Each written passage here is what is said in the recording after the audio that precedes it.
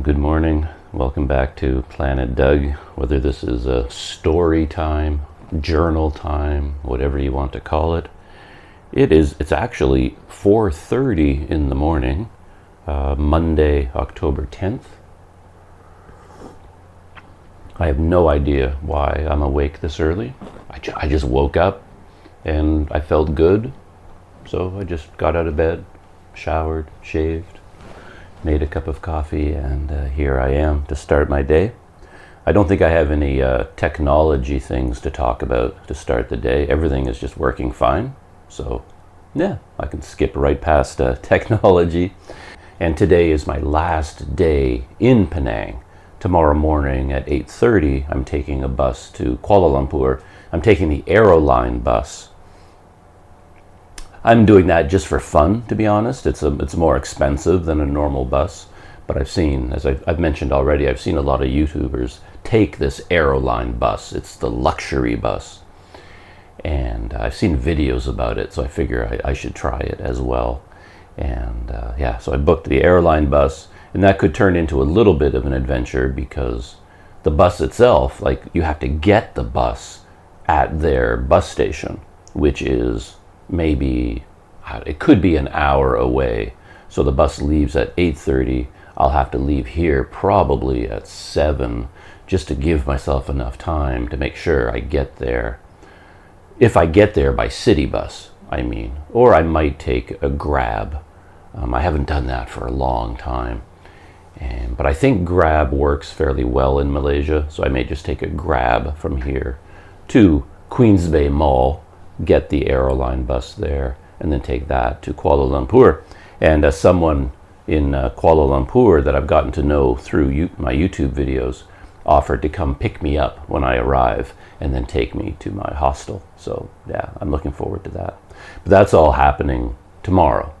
Today, of course, I have to pack, get organized, and then I'll probably do something else. I'm thinking about just going for a walk in the historic district because I haven't shot any actual video of that area. I'm talking about the famous Armenian Street, for example, where you have all of the, it's developed. It's a tourism street with all kinds of shops and interesting things and some of the famous Penang artwork.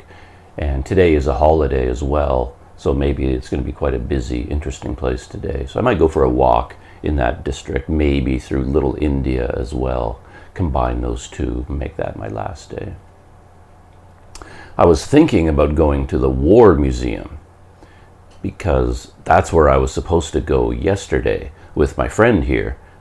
He was going to come. He came and picked me up yesterday morning, and we went and had a dim sum breakfast at a place right around the corner, and I recorded all of that on video. And that was a really interesting breakfast. I enjoyed that a lot. The food was interesting, food was good, and the place was really interesting. Just the vibe there. So many people, so early in the morning, just chaotic and loud and fun. So many people having breakfast there, and a lot of activity, and just watching how this restaurant worked. It's one of these extremely popular places, so they had to have systems for like serving as many customers as quickly as possible. So it's a very efficient, fast place where they're moving people through. And yeah, it's kind of an interesting place. And then we were supposed to go from there to the War Museum, which is on the other side of Penang, like as far away from here as you can get, basically. And my friend was going to drive us there, and we were going to see the War Museum because I've developed an interest in the World War II era and the history in general of Penang. But it was pouring rain most of the morning, and it continued to rain. We still drove in that direction, but when we got there, it was still raining. And then my friend decided to take us to a coffee shop, and we were going to have a cup of coffee. And his idea, I guess, was, well, we'll just have a coffee first, and then the weather will clear up, and then we can go to the War Museum. But while we were sitting there in the coffee shop, I suggested that we just, by that point, we had already gone past the War Museum, past the southernmost tip of Penang, and we were on our way around the whole island.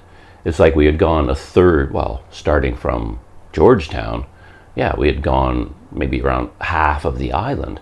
And I suggested, well, if you're up for it, why don't we just continue the loop? Instead of turning back and going to the War Museum, why don't we just drive all the way around the island? I mean, we've gone halfway. Let's just keep going, and then we can just look for interesting places to stop at. And that's what we did. So we stopped at, the first place was a nutmeg farm, like a nutmeg plantation and processing center. And the family that runs this place, they've had it since 1953, and they've developed it into a place where you can just drop by. You can see all the products they make. They have a little shop there. Everything they make from nutmeg, and they make everything. It's really interesting to see. Nutmeg juice, which I tried, which is delicious. Nutmeg balm, nutmeg lotion, nutmeg shampoo, nutmeg jam, nutmeg candy, nutmeg spice, of course, the actual nutmeg, the spice that we all know. Interesting place. Learned about nutmeg, and then we continued on and stopped. We were thinking about stopping at a durian plantation because all the big durian farms are up there in the hills. I guess they grow at a little bit of an altitude. But before we got to a classic durian plantation, we came across a large fruit farm. I forget the name of it. You'll see it in the video if you watch it. Some sort of a Penang fruit farm.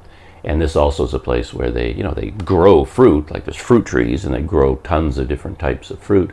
But then they developed it into a place that you can visit. So they have a restaurant where you can sit down and have a meal, and they have a counter. You can get fruit smoothies, fruit drinks of all kinds, and they have a big shop there selling all kinds of interesting products, fruit enzymes, special coffees, and they make it like that. How the first place made everything from nutmeg. This place makes everything from fruit. So if you wanted your fruit shampoo, your fruit soap, fruit moisturizer, fruit face, everything you could imagine, health drinks, they make everything from fruit. And we stopped there, and that was really interesting. And then we continued around and stopped at the Penang National Park. I wanted to take a look at the docks again, take a look at the fishing boats, and went back to the Cat Beach Sanctuary.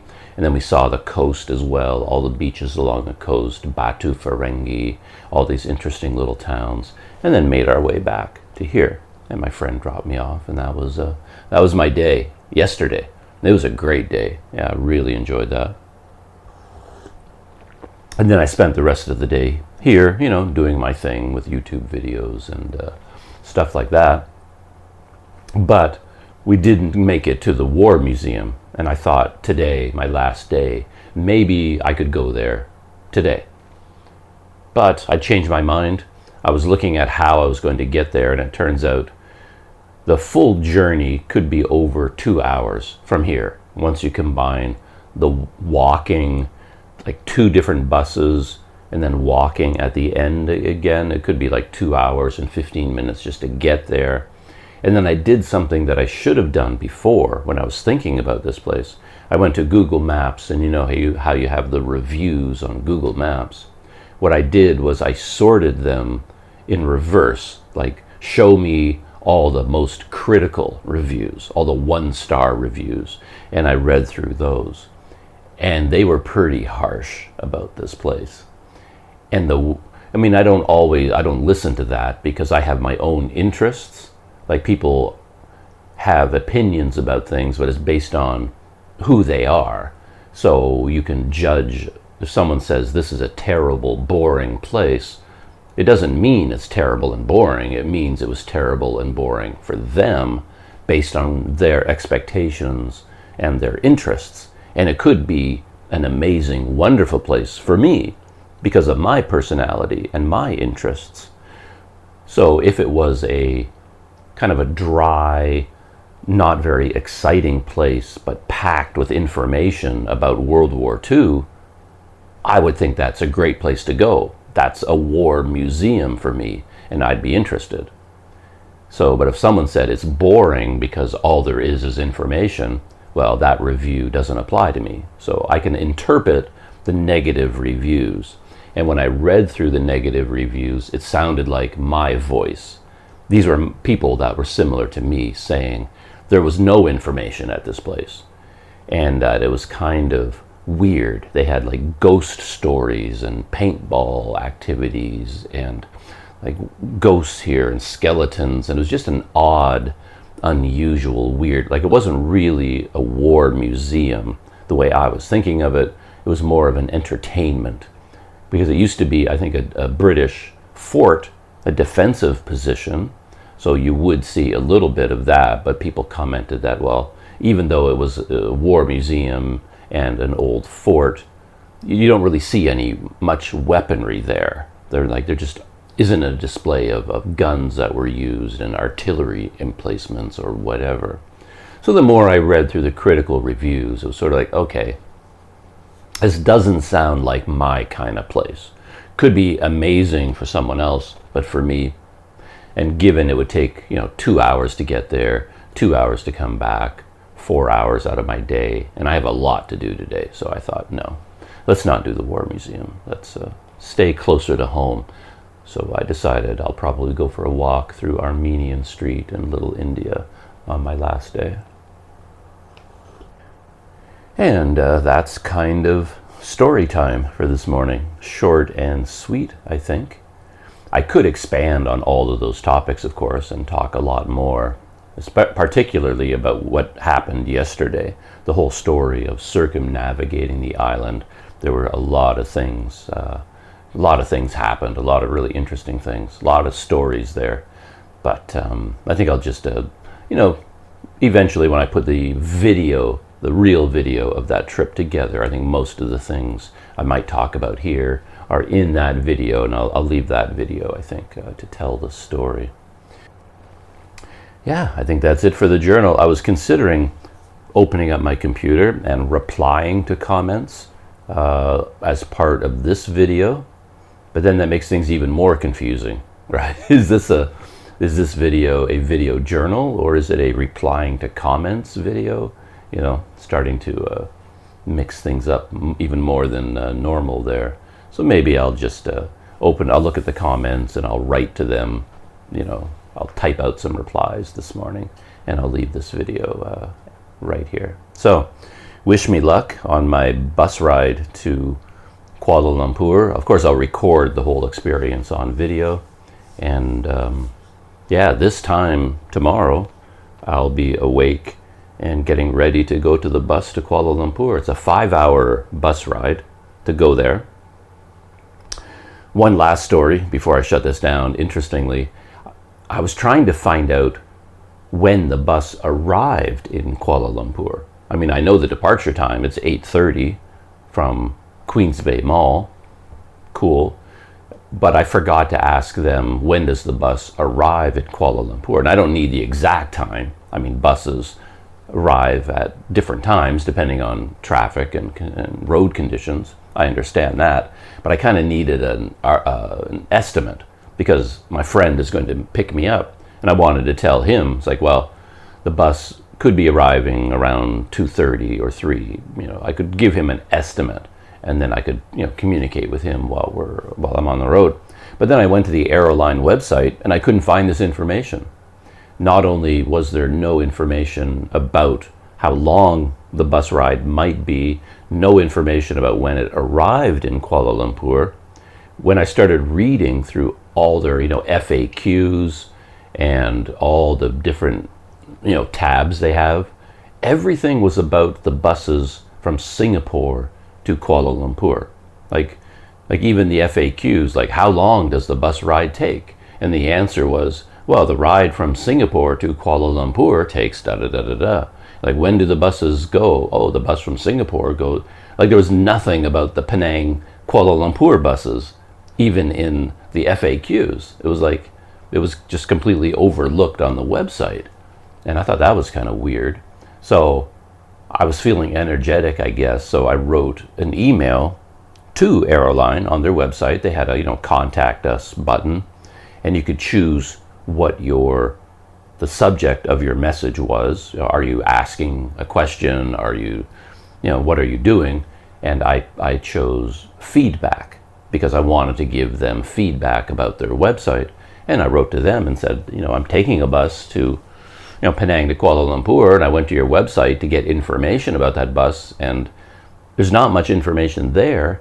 And it's kind of odd because all the information I could find was about the Singapore bus.